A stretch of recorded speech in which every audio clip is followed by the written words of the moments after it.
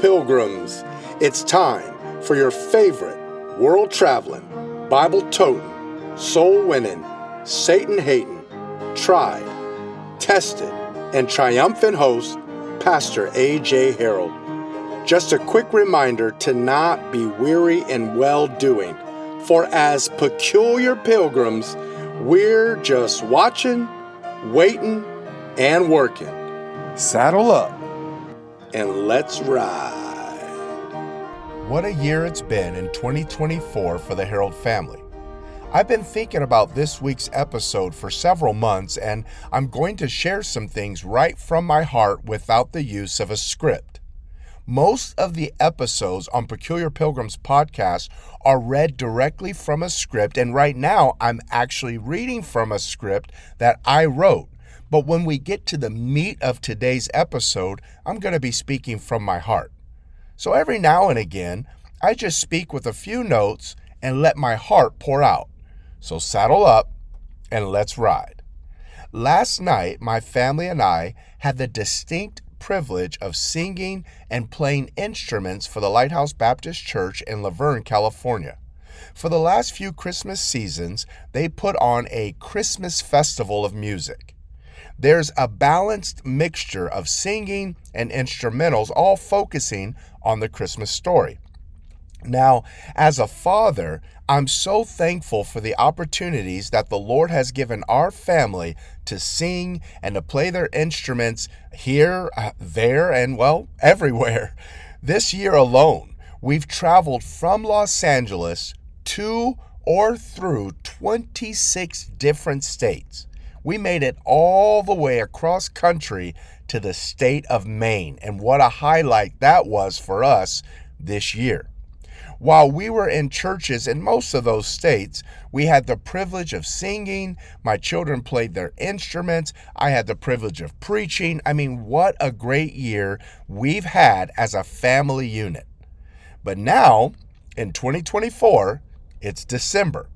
We're just a little less than a week away from the Christmas Day season. Today is the last scheduled event on our family calendar, as after this, we get to enjoy some downtime for the Christmas and the New Year holidays. Which brings me to the topic of today for this week's episode. It's all about the calendar and dating or courting for the purpose of marriage. You see, our family absolutely loves Christmas. That's really an understatement if you know us or if you even see our house right now. Almost everything about Christmas we love. Almost everything. Not just the biblical blessings of the birth of Christ and that truth, of course, in church and all things surrounding the birth of Christ with Joseph and Mary and the shepherds and the wise men. Not just that. Just about all things Christmas. I mean, when we sing, we think about the Lord, we think about his birth, but also all the fun songs about Christmas as well. I mean, last night as we sang, my children played their instruments, and while we were there, I even remember way back before I got married, this is the church that my wife was a member of. I eventually courted her and, of course, dated her. Now she's my bride. But in this building, I have a lot of different memories. Our pastor is the same pastor he was 25 plus years ago, and the pastor I grew up in another town across town was where I got saved. I left that church to join this church. Now, it was in this church about 25 years ago that I met the first person I had ever met that didn't celebrate Christmas. He actually loathed Christmas. He loathed the holiday. Now, I was about 20 years old, and I was a bit confused how someone could be so bothered by the traditions of the Christmas season. Regardless of all that, I have no desire to use this time to address that topic. I'm now 25 years down the road. I'm a father of 12. I met a few folks along the way who are against the celebration of Christmas. And several months ago, I thought about marriage. I thought about marital counseling and how the calendar should be incorporated in marriage counseling. You see, divorce is such a sad and yet common thing in the church these days. And it appears that some of the people that I personally know, that chose to get divorced, they would agree that it was something very insignificant that started the process.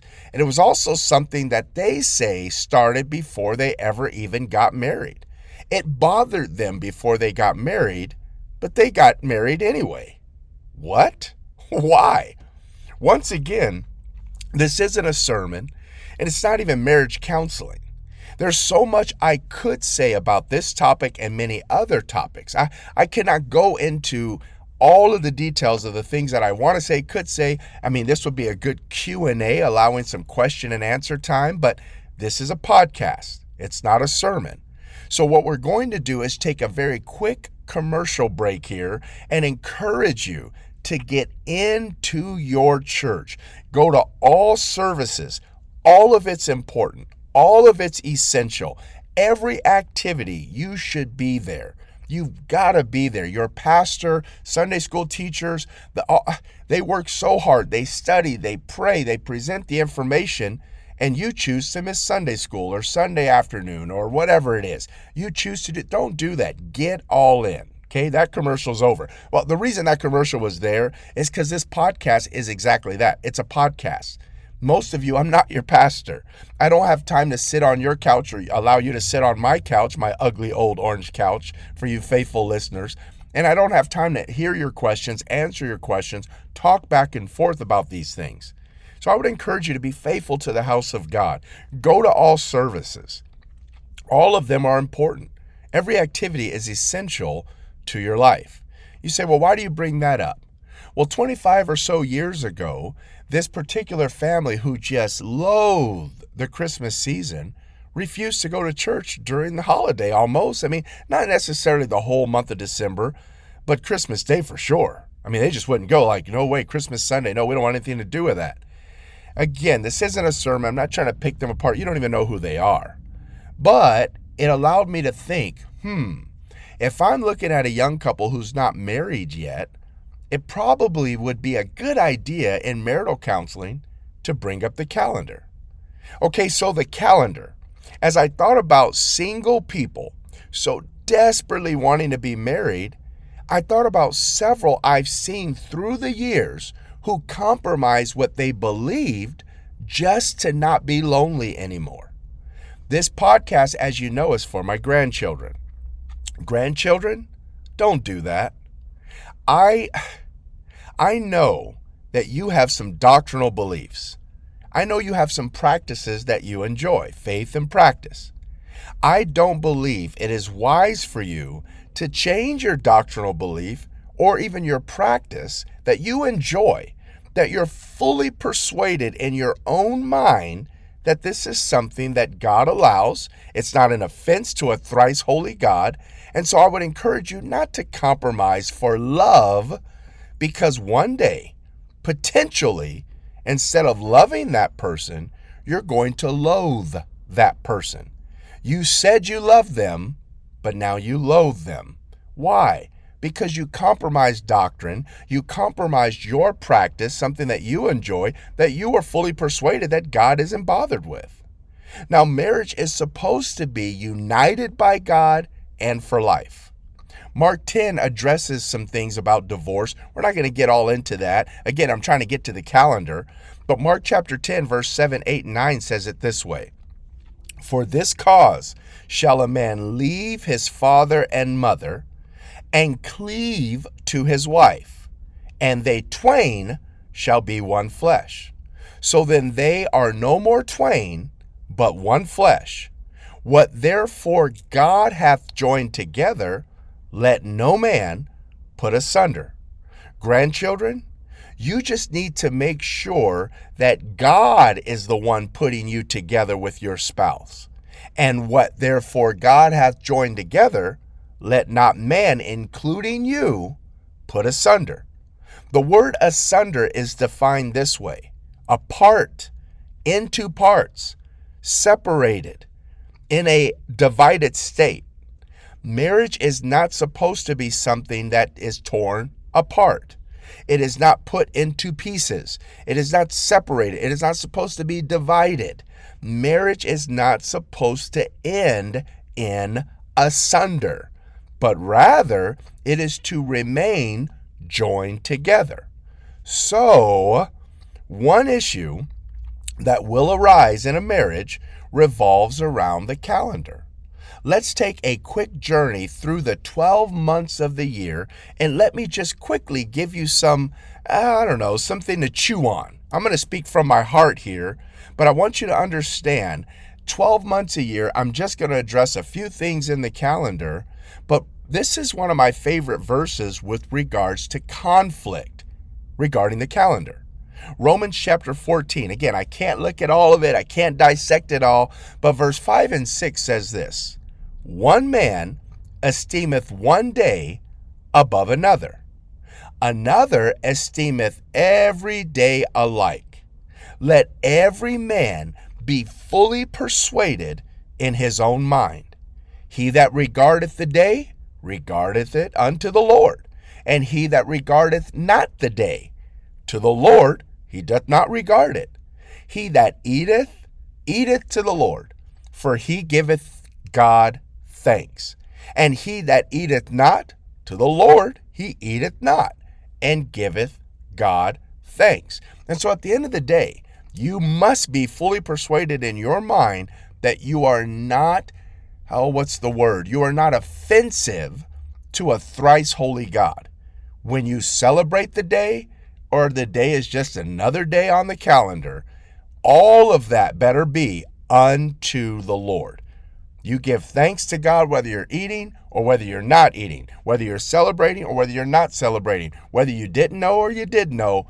Every day is regarded to the Lord, and you live in a way, we've been looking at Psalm 111, 112, and 113 in our church. Praise ye the Lord. That's where we're supposed to live, whether we regard a day or not on the calendar.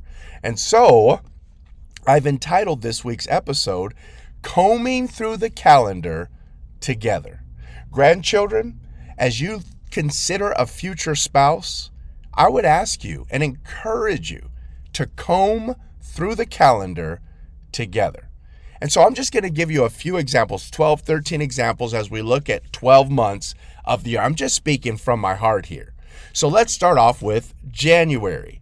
The first day of the year is what we call New Year's Day. You know, there's believers who never, ever, ever drink wine or alcohol ever, and they have a conviction about not drinking wine or alcohol or any beer or anything like that, any alcohol.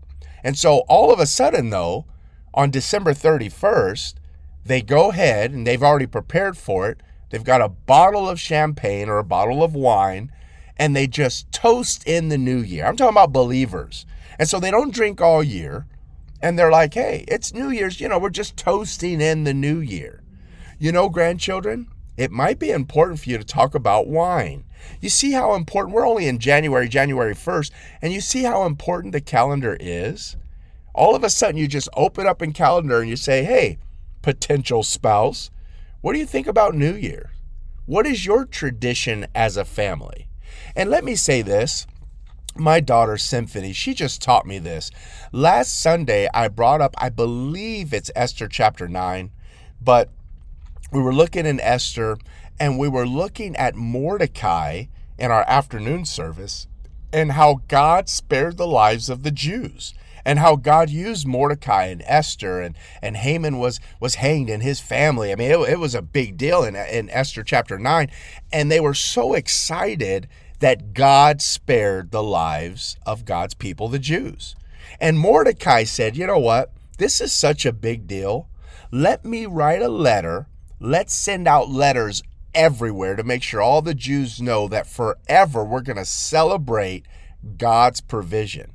Well, I taught that, and I taught about the importance of writing letters. And what we did is we wrote a letter to our community inviting them to church for Christmas Sunday. And we wrote a letter, and I invited them to come, and we're calling it Brunch Sunday because we're going to have breakfast food and just going to have a good time on Christmas Sunday. And my daughter said on the way home, I believe, or while we were out soul winning, actually, and she said, Dad, you know what I love about that story is that Mordecai was the one who said, let's do this every year to remember what God did. You've got the feast days, and you've got all these days that God ordained. But this is one that men ordain? Mordecai. And I thought, that's awesome. Not every tradition that men start is bad or evil. Remember Romans 14, verse 5 and 6. If you're going to regard a day, you just regard it unto the Lord. And so New Year's Day is a day for you to look at your future spouse and say, what do you think about New Year's Day? What's your family tradition? And they tell you, oh, we always pop a bottle. We always drink champagne. It's the only day we drink. We don't get drunk. You know, the Bible says be not drunk with wine. So we can get, one bottle and toast it. Wait a minute. That may be offensive to you. That may be such that you think, wait a minute, where does that go? And so I would be highly investigative as you comb through the calendar together. I have a zero alcohol policy. I don't want anything to do with it. I don't even want to look on it when it's red. I don't want anything to do with it. I don't think we should mix beer and hymns. I just don't think we should do that. And so I want to talk to my future spouse, grandchild about that. And that's just combing through the calendar. There's other days in January, but let's look at February. What about Valentine's Day? You're dating a young lady, grandson, and Valentine's Day comes and goes and you don't give anything to her. You don't even think about the day. And man, she's upset. She says things to her mom. He didn't even get me anything for Valentine's Day. You may think Valentine's Day is not a big deal. It's just a day on the calendar. Well, all of a sudden, there's a problem. One believes it's a big deal. The other doesn't believe it's a big deal. Now, you, listener, may not think that's a big deal. But you, listener, may think, what do you mean he didn't get her anything for Valentine's Day? See why combing through the calendar is something you ought to do? My wife and I mean, we're not real big Valentine people. It's a Valentine's Day. It is what it is. But the reality is, I don't need a calendar to tell me to love my wife. I don't need a calendar to tell me to get her flowers or chocolate or a gift. I try to love her every day. How about that? We're supposed to love our spouse the way Christ loved the church, men. We're supposed to love our wives the way Christ loved the church and gave himself for it. Do you understand that Christ doesn't love us one day a year? He loves us unconditionally. And so just another example, as you're combing through the calendar together, it may be a good idea to say, what's your tradition? What does your family do? What is your belief? What about March? Maybe you as a man, you're dating someone, granddaughter, you're dating this boy, you're interested in courting him. And you know what? March comes and he's wearing all green, he's all out, and he says, I always wear green on St. Patrick's Day. And you're like, it's just a day. Well, you know what? That silly little statement can cause conflict. So talk about it. I'm not saying it's good, bad, or ugly. I'm just telling you, before you get married, I'd encourage you to comb through the calendar together. What about April? During the April time in California especially, it's spring break time. And you know what a lot of people do for spring break in California? They go to Vegas. And Vegas has a reputation. You know what they say? What happens in Vegas? Go ahead, finish it. What happens in Vegas, what? Yep, you got it. Stays in Vegas. Well, as a believer, is that true? I've been married now for 24 years, and I've got great regrets of the early years, especially of just dumb things I did. And the reality is, you know what? We ought to talk about these things. Is it appropriate for a man to have an excursion without his wife? For a wife to go, well, it's just an old boyfriend. We just had lunch together. Well, what? We ought to talk about these things. We ought to comb through the calendar together. And not just that, what about our children? Are we going to allow our teenage children to go enjoy spring break at Lake Havasu? What? Those are things we ought to comb through the calendar together. What about May? Different holidays all over the year, but May, there's Memorial Day. It may be a good idea to talk about the military. What do you believe about the military? Are we going to allow our children to join the military? Are you excited about that? Does that bother you? These are things you ought to talk about. What about June? June brings graduations of all kinds. But again, when you think about your children, are you going to allow your children to just go to graduation parties? Are you going to allow them to participate with different... You ought to talk about these things before you say, I do, before you even really court seriously. What about the month of July? Now, I know I've got international listeners, but in July in America, we have what's called Independence Day, the 4th of July. I jokingly say, because I got married on the 4th of July, that was the day I lost my independence. I jokingly say that. But the 4th of July in America is Independence Day. It's a simple question. How much do you love this country? Now, that may be something worth talking. In fact, it is something worth talking about. You could bring up all kind of things. I mean, I'm fast forwarding to November, but do you vote? Do you care to vote? Do you exercise the vote? How political are you? Are you involved? Do you mind if I do this, that, and the other? Hey, you better comb through the calendar together. July's a big deal to me. I love this country. But if I'm looking at someone who's like, you know what, I don't like this country, I don't like this, I don't like that, and if they're going to be all grumpy pants, maybe we shouldn't continue. As we comb through the calendar together, we've got to make sure. I mean, can two walk together, Amos 3:3, except they be agreed? So you better comb through the calendar. Do you see? I've never heard anyone talk about this, but this has been heavy on my heart for a while, that in marital counseling, I think it's a great idea. And before you ever get to marital counseling, I think it's a great idea to examine the calendar, comb through the calendar together. What about the month of August? A lot of people take vacation in June, July, and August. Well, if you're going to get married to someone, it may be good to know their relationship with their parents and their relationship with your parents. I'm thankful that I'm married to someone who has, through the years, allowed me and encouraged. Even I had a girls' basketball team I was coaching, and the girls took up all this money to put me on a plane to fly home to visit my mom and dad, all by myself. Well, they did that with my wife's permission behind my back. I think it was a birthday present. And so they took all this money, and it was a couple $100 to fly me round trip to Tennessee to see my parents. Now, my wife was all for that. Through the years, I've done that. In fact, earlier this year, we left my wife in Indiana with her parents, and we came home without her, and my wife ended up flying home. I think it was like 12, 13, 14 horrible days for me, but 14 days with her family. You know what? What kind of spouse are you going to have? Are they going to be the type that says, you know what, you need to go see your mom and dad. We can't go as a family unit. Why don't you go for a few days? That's a big deal. You should talk about these things. The in-laws. Talk about them. They're not outlaws. They're in-laws. What about September? When you think about September, you think about going back to school. So you could talk about this before you ever get deep into a relationship. What about school choice? You're going to homeschool?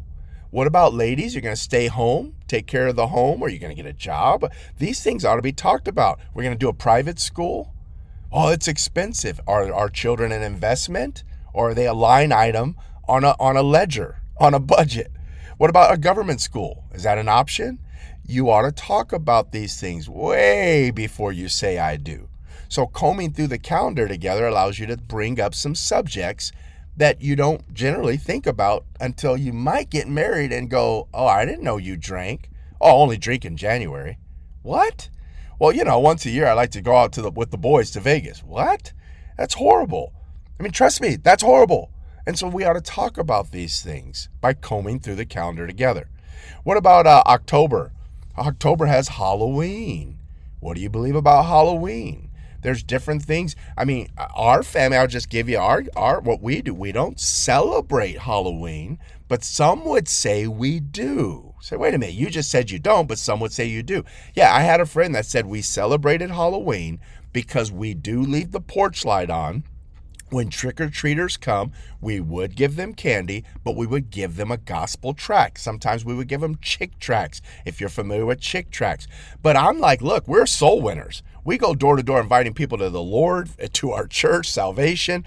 If you're going to come to my door, I'm leaving the light on. I'm a Baptist preacher. I'm going to let you know. I'm going to give you candy and the gospel. And so, yet, I had a friend who's also a Baptist who said, you're celebrating Halloween. Well, it was offensive to my friend, but it wasn't offensive to my wife. And my wife and I are fully persuaded in our home that we're going to give that day to the Lord. We don't like Halloween. We don't like the celebration of a lot of that stuff. But hey, what about trunk or treats? Yeah, all these things should be talked about. I'm going to leave it at that because I don't want to get too close. You guys need to figure this out, grandchildren, on your own. But you better consider the Lord in the whole calendar year. What about November? I already mentioned voting, but what about Veterans Day again? Military, honoring. What about our police? What do you believe about the police? I mean, you've got people out there saying, pigs in a blanket, fry them like bacon. Are you kidding me? Well, you better make sure your spouse is on the up and up, understanding that God has ordained government and God has ordained safety.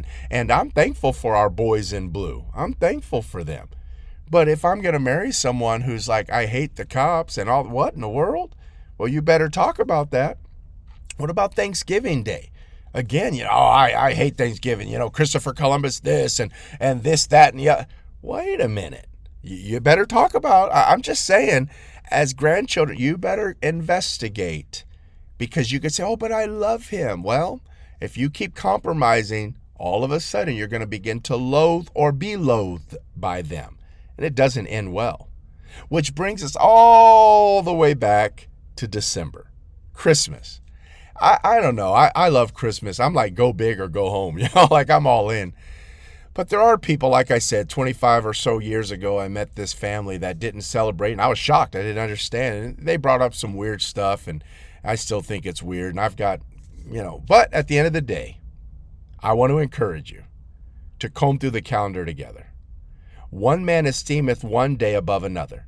Another esteemeth every day alike. Let every man be fully persuaded in his own mind. He that regardeth the day regardeth it unto the Lord. And he that regardeth not the day, to the Lord he doth not regard it.